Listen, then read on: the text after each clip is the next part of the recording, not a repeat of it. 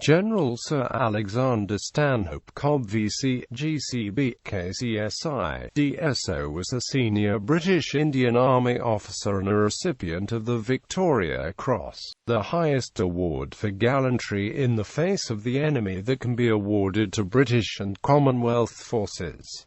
Early life. Alexander Stanhope Cobbe was born on 5 June 1870 in Nainital, Bengal Presidency, India, the third child and second son of Lieutenant General Sir Alexander Hugh Cobbe and Emily Barbara Cobbe and E.A.Q.T. Jones. Through his father's family he was descended from Charles Cobbe, Archbishop of Dublin. His grandmother, the wife of Colonel Thomas Cobbe, was Nazaria Begum Khan, thereby making Alexander a distinguished Anglo-Indian. Alexander had 2 sisters and 4 brothers. Of the latter, 2 became lieutenant colonels in the British Army and 1 a captain in the Royal Navy. In 1881 he was a pupil at Eagle House School, Wimbledon. He went on to Wellington College and then followed his elder brother Henry Hercules Cobbe to the Royal Military College, Sandhurst, from where he passed out in 1889.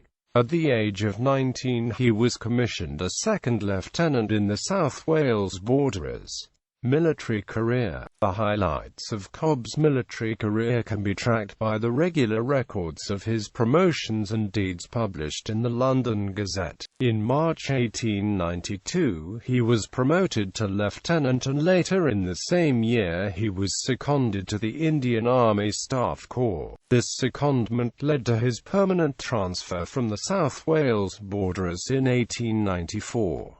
The purpose of the Indian Staff Corps was not only to provide officers for headquarters staff but, far more broadly, for the native Indian regiments, the army departments, and also for civil and political appointments for which Indian Army officers might be eligible. In 1903, in order to avoid confusion, the designation Indian Staff Corps as applied to officers on regimental duty was withdrawn and replaced by the more appropriate term Indian Army, which is how Cobbe was referred to in all later Gazette entries. In India in 1895 Cobbe gained his first medal, the India Medal, with the clasp relief of Chitral. This campaign was one of the many on the northwest frontier to quell unrest against British rule. His next medals, however, were to be gained in Africa. At this time many regiments of the Indian Army were sent to Africa to support British foreign policy in the region. On this continent Cobbe was kept busy on several minor colonial campaigns, gaining him the Central Africa Medal with clasp Central Africa 1894 to 1898, the East and West Africa Medal and the Africa General Service Medal with the clasp B.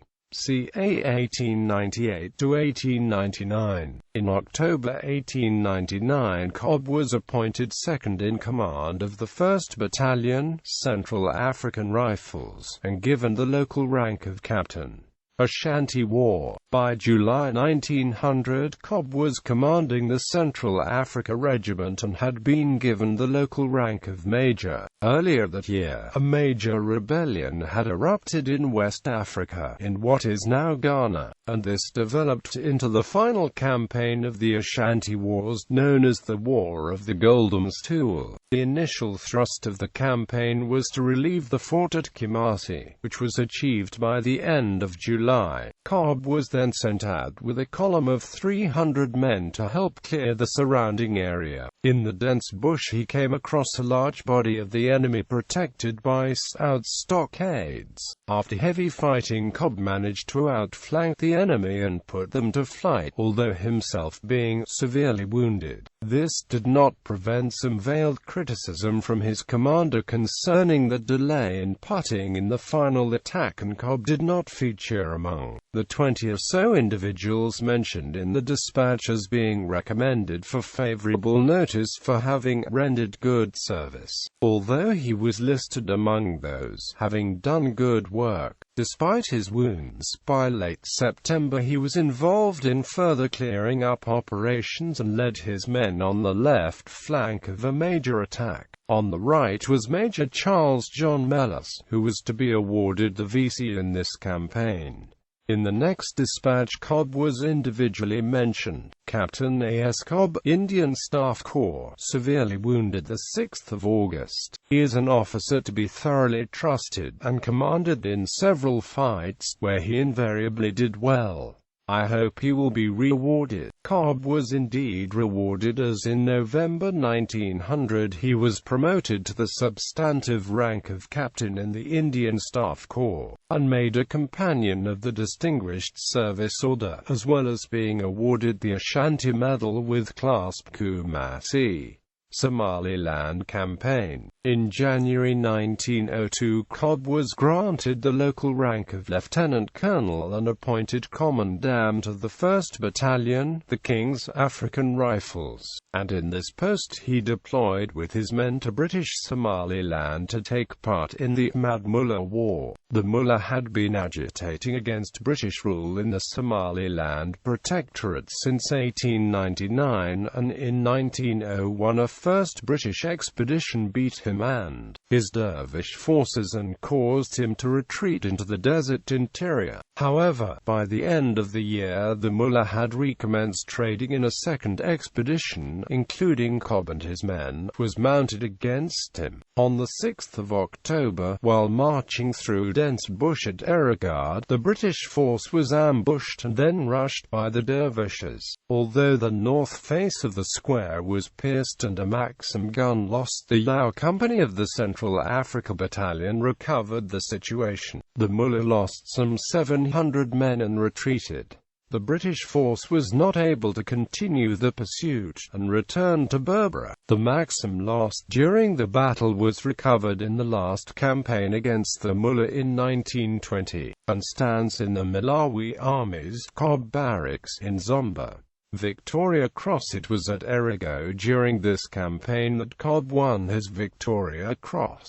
The announcement of the award was made in the London Gazette of 20 January 1903 with the description of his act of courage as follows. During the action at Erigard on 6 October 1902, when some of the companies had retired, Lieutenant Colonel Cobbe was left by himself in front of the line with a Maxim gun. Without assistance he brought in the Maxim and worked it at a most critical time. He then went out under an extremely hot fire from the enemy about 20 yards in front of him, and from his own men about the same distance behind, and succeeded in carrying in a wounded orderly.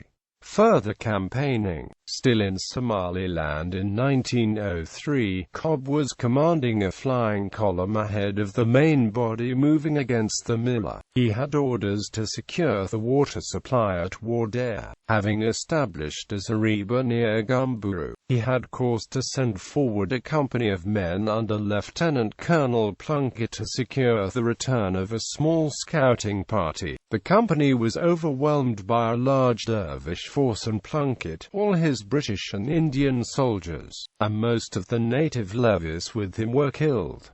It was a major disaster. Cobbe testified that he had given Plunkett strict instructions not to engage the main body of the enemy, and explicitly stated that Plunkett had disobeyed his orders. Cobbe was at the final major battle of the war, Jidboli, on 10 January 1904, but seems to have attracted no mention in dispatches. The Somali campaign added 2 clasps to his Africa General Service Medal, Somaliland 1902-04, and Jidboli, as a further reward for his services. In September 1904, Cobbe was noted for consideration of the brevet rank of Lieutenant Colonel on attaining the rank of Major, and in December 1907, immediately after having been promoted to the substantive rank of Major, he was duly further promoted to Brevet Lieutenant Colonel. In February of that year,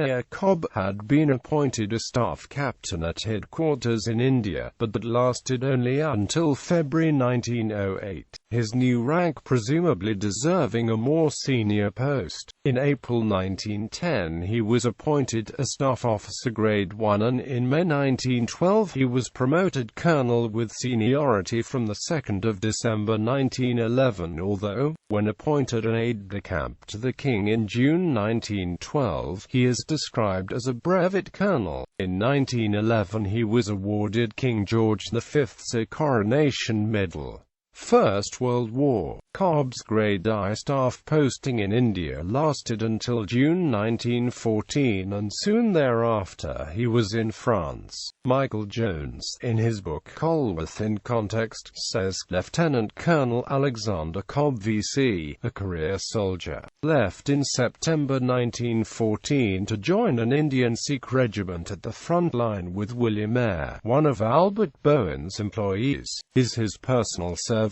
In February 1915, Cobbe was appointed a Deputy Adjutant and Quartermaster General with temporary rank of Brigadier General. In a dispatch of 14 January 1915, Field Marshal Sir John French, Commander-in-Chief of the British Expeditionary Force, mentioned Colonel Cobbe for gallant and distinguished service in the field. A similar mention was published in June 1915 and was soon after followed by the appointment of Cobbe as a Companion of the Order of the Bar. In November 1915, he was promoted from Major to Lieutenant Colonel in the British Indian Army. In the following month, Cobbe was yet again mentioned in French's dispatches for gallant and distinguished service in the field, this time in a list which also included his brother, Lieutenant Colonel H.H. Cobbe, DSO, 13th Lancers. In February 1916, Cobbe handed over his staff job in France and in March was posted back to India as Director of Staff Duties and Military Training in Army Headquarters, while retaining his temporary rank, following yet another mention for his good services in France, this time in a dispatch from Field Marshal Sir Douglas Haig dated April 1916.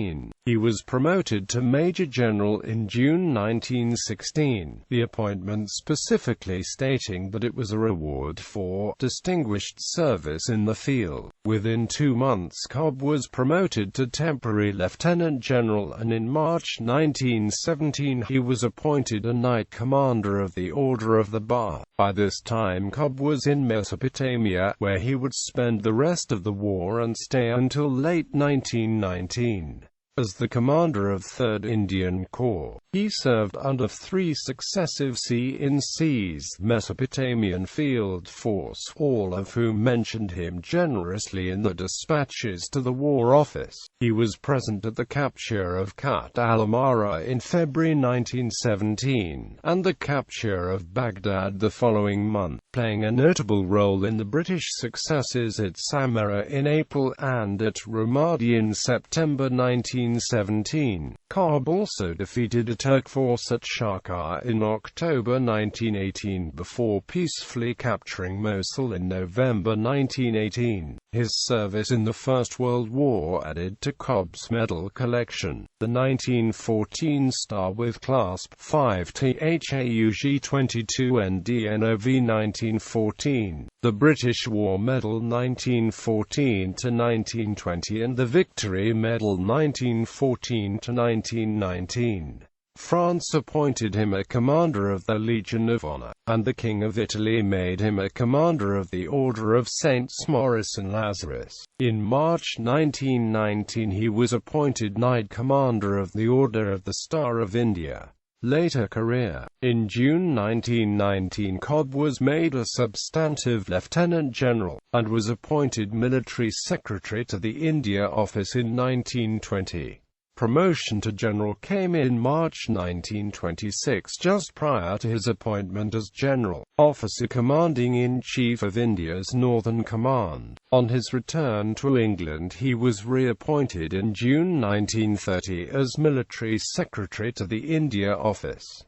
Honours continued to come Cobbe's way. In 1922 he was appointed Colonel of his 1st Regiment, the South Wales Borderers. In the New Year Honours of 1928 he was made a Knighthood Cross of the Order of the Bar, and in June 1930 he was appointed ADC General to His Majesty. The following month he was appointed colonel of the Sikh pioneers. However, a lifetime of soldiering in severe climates and arduous conditions had had its effect, and, at the age of just 61, General Sir Alexander Cobbe died on the 29th of June 1931. He is buried alone in the churchyard of Sharnbrick, Bedfordshire. Family life. On the 1st of October 1910, the 40-year-old Cobbe married the 23-year-old Winifred Ada Bowen, daughter of Sir Albert Bowen, 1st Baronet, and his wife Alice Anita Crowther. Sir Albert was the lord of the manor of Colworth, in the parish of Sharnbrick. It is not clear how much time Alexander Cobbe was able to spend with his wife in the 21 years of marriage. The First World War certainly caused them to be parted for long periods, with Winifred mainly staying at Colworth. However, they had two daughters, Winifred Alison and Philippa, and a son, Alexander William Locke, known as Bill, born 1919. As a flying officer in the Royal Air Force, Bill Cobbe was killed on 8 September 1940 during the Battle of Britain. Legacy. The headquarters of the Malawi Army are named the Cobbe Barracks in his honor. They are located at Zomba, the former capital, and are home to what were the King's African Rifles. The medal, his Victoria Cross, is displayed at the South Wales Borderers Museum.